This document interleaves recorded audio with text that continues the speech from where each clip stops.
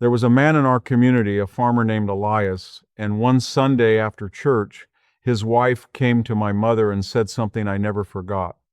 She said Elias had been dropping things, not falling, not slumping, just dropping things, his coffee cup in the morning, a tool in the barn.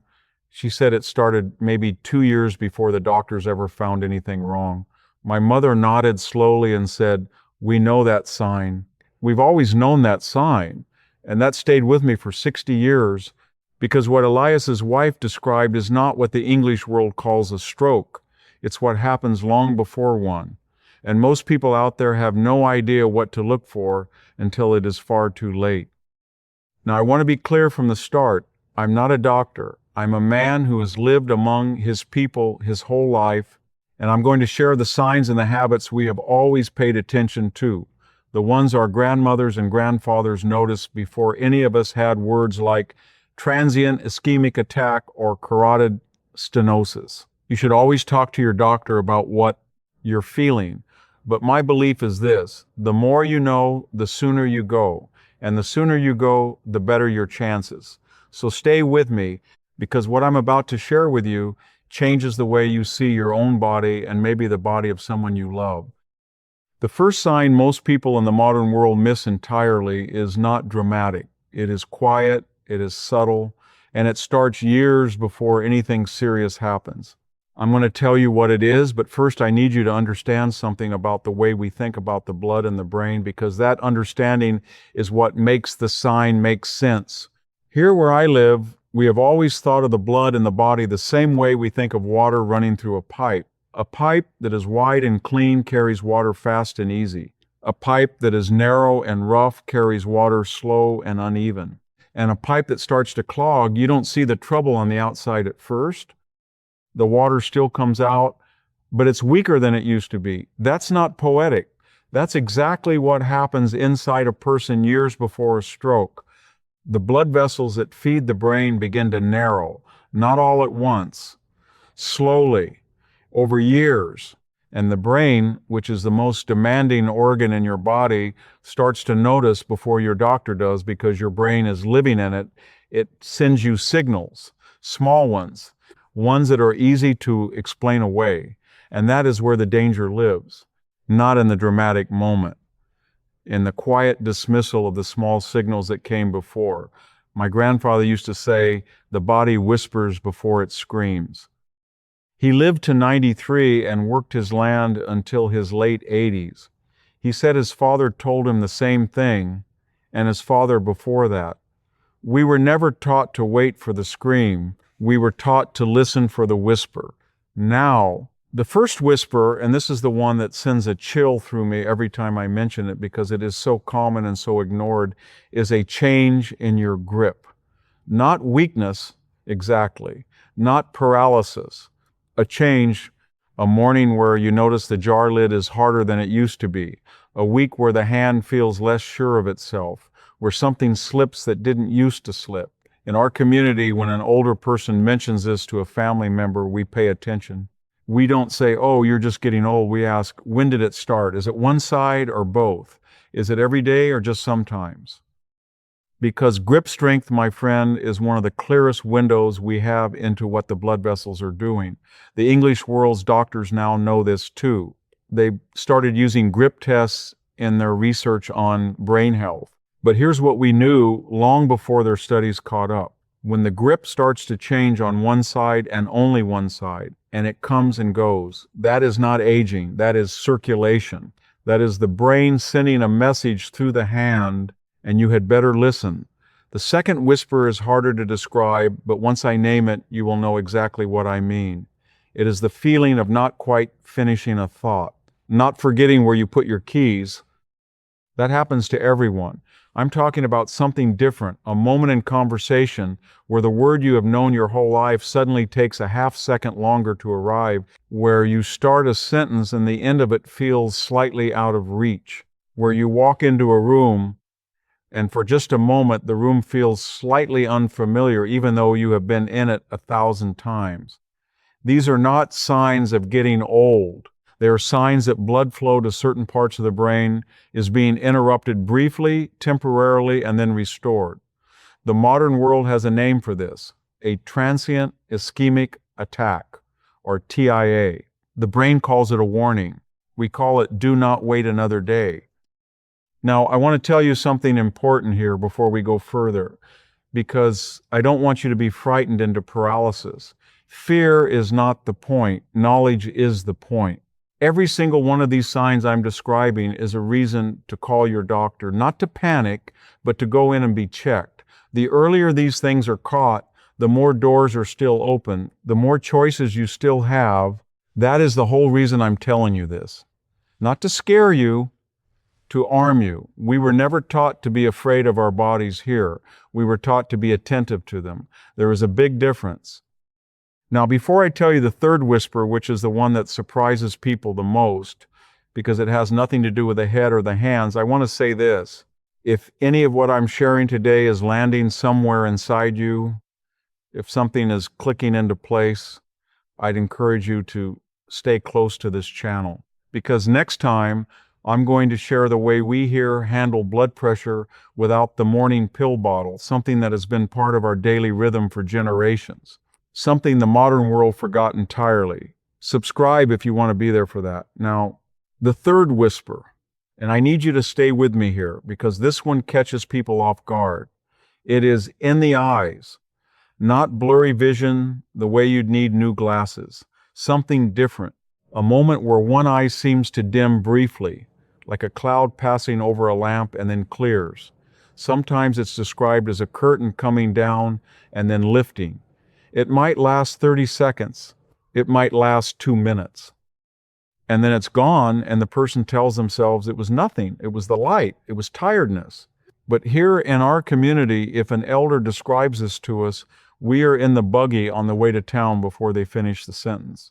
Because that dimming in one eye, especially on just one side, is the blood supply to that eye being briefly interrupted, and the vessel that feeds the eye is the same vessel that feeds a large part of the brain. That sign is not nothing. That sign is the body's loudest whisper. That sign is your chance. My grandmother on my father's side, a woman named Ruth, who raised 8 children and outlived 2 of her sisters, she described something like this to my father one winter when she was in her late 60s. She said her right eye went dark for a minute one morning while she was hanging laundry. Just the right one. Just for a minute. My father did not tell her it was nothing. He did not tell her she was imagining it. He drove her into town the next day. The doctors found a partial blockage in the vessel leading to that eye and to the right side of her brain. They treated it. She lived to 87 and never had a stroke. My father used to say, your grandmother kept her life because she mentioned something she almost didn't mention. Think about that for a moment. How many people don't mention the thing? How many people explain it away because they don't want to be a bother, or they're afraid of what they'll find, or they think it will just go away? That is what costs people their lives. Not the blockage itself. In many cases, the silence around it. Here where I live, we do not do silence about the body. We talk at the table, after church, between neighbors. If something feels different, it gets said. And that simple habit, the habit of noticing and speaking, has saved more of our people than any medicine I can name.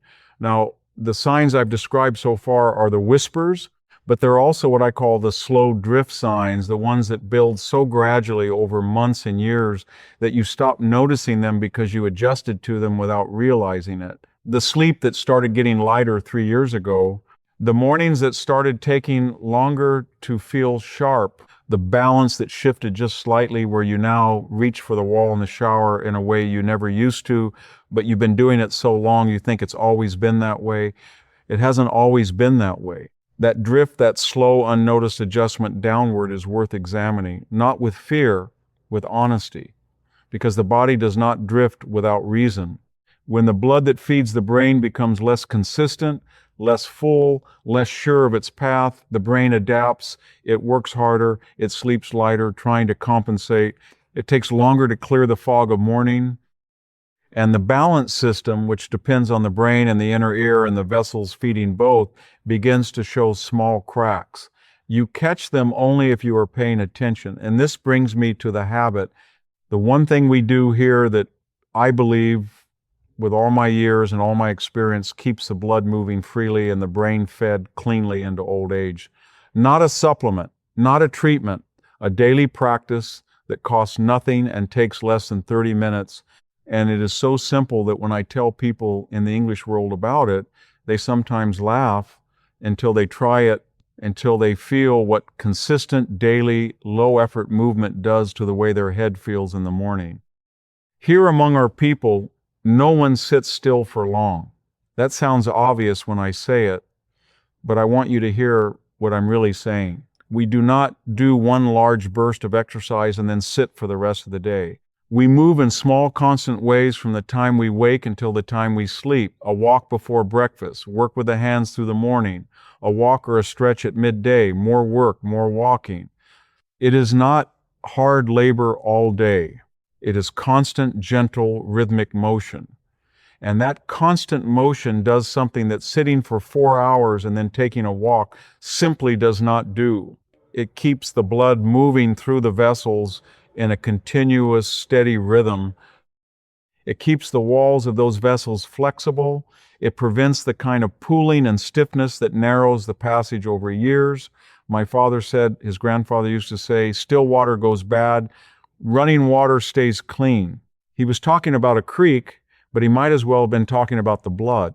The modern world sits in the morning, sits in the car, sits at work, sits at dinner, sits watching the screen at night, and then wonders why the vessels are stiff at 65. Here we think about movement the way we think about breathing.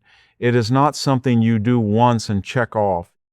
It is something the body needs all day in small doses, the way a fire needs small logs added regularly to keep its heat. For those of us older than 60, the single most powerful thing you can do to protect the blood supply to your brain is not the most dramatic thing. It is the most consistent thing. A short walk in the morning, even 10 minutes before the first meal. Not fast, not strenuous, just moving. Then not sitting for more than an hour at a stretch. Stand up, walk to the window, walk to the porch, walk to the kitchen and back. Give the blood a reason to keep moving. And if your legs or your joints make walking painful, use a chair. Sit at the edge of it. Lift your heels and press your toes down. Lift your toes and press your heels down. Rotate the ankles. Move the arms. The point is never to be still for too long.